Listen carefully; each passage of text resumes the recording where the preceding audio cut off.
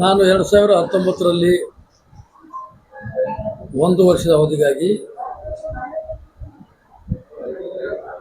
ವಿಧಾನ ಪರಿಷತ್ ಸದಸ್ಯರಾಗಿ ಆಯ್ಕೆಯಾಗಿದ್ದೆ. ಆಮೇಲೆ 2023ರಲ್ಲಿ 2 ವರ್ಷಗಳ ಅವಧಿಗಾಗಿ ಕಡಿಮೆ ಅವಧಿಗೆ ನಾನು ಆರ್ ಶಂಕರ್ ಎಂಬುವರಿಂದ ತೆರವಾದ ಸ್ಥಾನಕ್ಕೆ ಆಯ್ಕೆಯಾಗಿದ್ದೆ. ನನಗೆ ಪೂರ್ಣ ಪ್ರಮಾಣದ ಅವಧಿ ಸಿಕ್ಕಿರಲಿಲ್ಲ. ನಾನು ಪಕ್ಷಕ್ಕೆ ಮನವಿ ಮಾಡಿದೆ. ನನಗೆ 2 ಸಲ ಆದರೂ ಪೂರ್ಣ ಪ್ರಮಾಣದ ಅವಧಿ ಸಿಕ್ಕಿಲ್ಲ.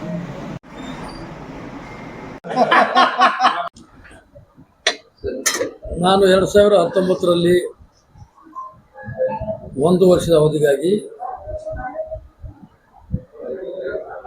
ವಿಧಾನ ಪರಿಷತ್ ಸದಸ್ಯರಾಗಿ ಆಯ್ಕೆಯಾಗಿದ್ದೆ.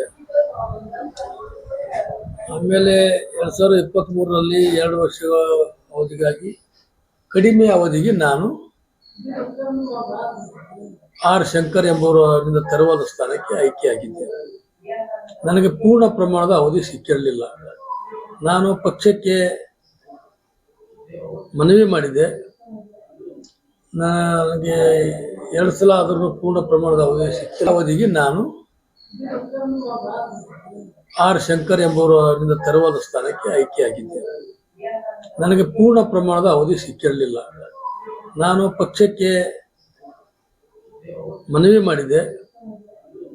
ನನಗೆ 2 ಸಲ ಆದರೂ ಪೂರ್ಣ ಪ್ರಮಾಣದ ಅವಧಿ ಸಿಕ್ಕಿಲ್ಲ.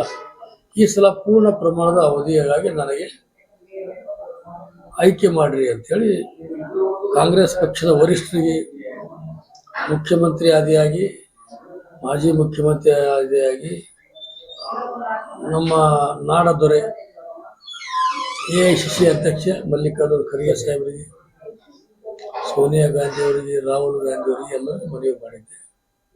ಮತ್ತು ನಮ್ಮ ಭಾಗದಲ್ಲಿ ಈ ನಮ್ಮ ಕಮ್ಯುನಿಟಿ ಬಗ್ಗೆ, ಬೆಸ್ತಾ ಕಮ್ಯುನಿಟಿ ಬಗ್ಗೆ, ಕೋಲಿ ಕಮ್ಯುನಿಟಿ ಬಗ್ಗೆ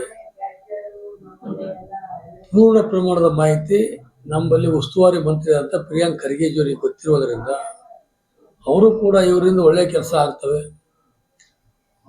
ಅವರು ಸಮಾಜಕ್ಕೂ ಸಂಘಟನೆ ಮಾಡ್ತಾರೆ, ಬೇರೆ ಬೇರೆ ಸಮಾಜಗಳಿಗೆ ಕೂಡ ತೆಗೆದುಕೊಂಡು ಹೋಗ್ತಾರೆ. ಒಟ್ಟಾರೆ ಎಲ್ಲ ಜಾತಿ ಧರ್ಮದವರೊಡನೆ ಇವರು ಪ್ರೀತಿ, ಪ್ರೇಮ, ವಿಶ್ವಾಸ ಹೊಂದಿದ್ದಾರೆ.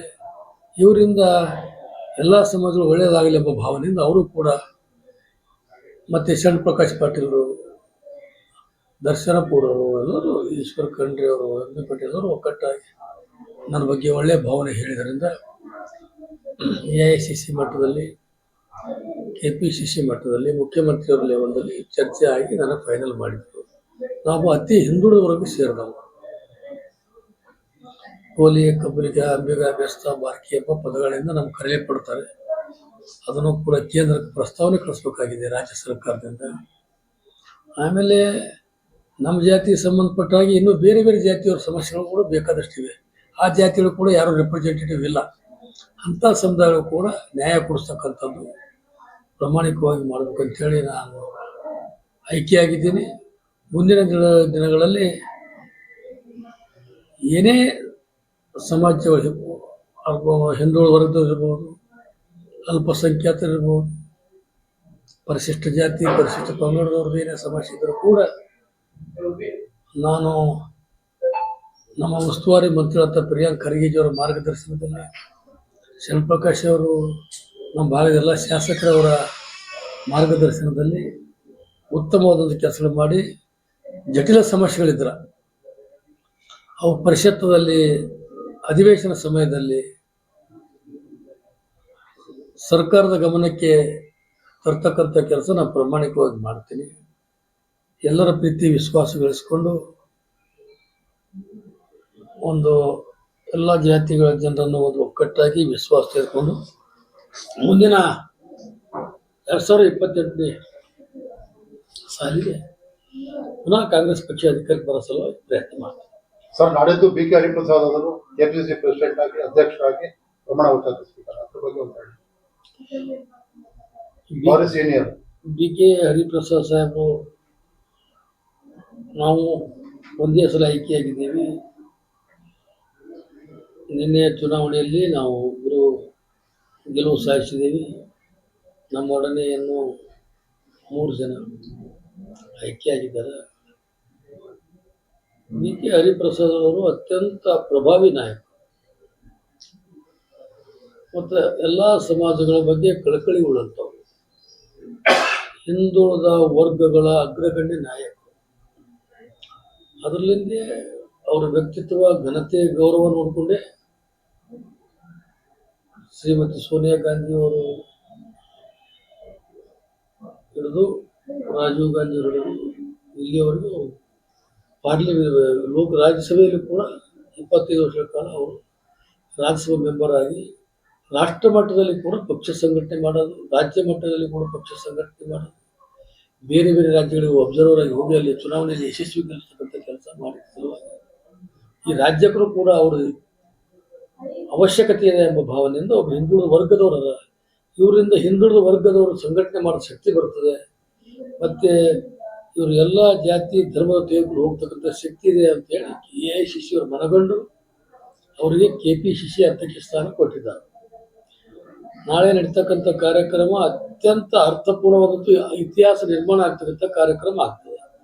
AICC ಅಧ್ಯಕ್ಷರು ಮಲ್ಲಿಕಾರ್ಜುನ ಖರ್ಗೆ ಸಾಹೇಬರು, ರಾಹುಲ್ ಗಾಂಧಿ ಅವರು ಹಿಡಿದು ಈ ಭಾಗದ ನಮಗೆಲ್ಲ ಮಾರ್ಗದರ್ಶಕರಂತ ಸುರ್ಜೇವಾಲಾ ಸಾಹೇಬರು ಕೂಡ ಬರೋದ್ರಿಂದ ಇದು ಅದ್ಭುತ ಕಾರ್ಯಕ್ರಮ ಆಗ್ತದೆ.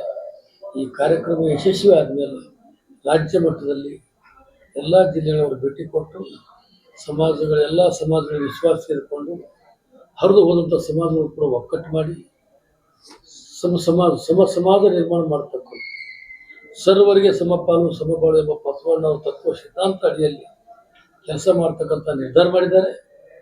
ಅವರ ಮಾರ್ಗದರ್ಶನದಲ್ಲಿ ನಾವೆಲ್ಲ ಕೆಲಸಗಳು ಮಾಡಿ ಅವ್ರಿಗೆ ಇನ್ನೂ ಹೆಚ್ಚಿನ ಶಕ್ತಿ ತುಂಬಬೇಕು.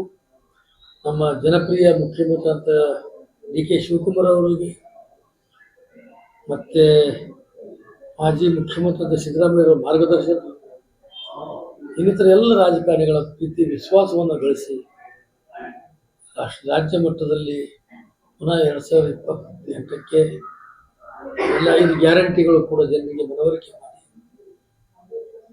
ನಾವು ಪ್ರಾಮಾಣಿಕವಾಗಿ ಕೆಲಸ ಮಾಡಿ ಪುನಃ ಚುನಾವಣೆಯಲ್ಲಿ ಗೆಲುವು ಸಾಧಿಸಿ ಪುನಃ ನಮ್ಮ ಸರ್ಕಾರಿ ಅಧಿಕಾರ ತರ್ತಕ್ಕಂಥ ಕೆಲಸ ಮಾಡ್ತೀವಿ.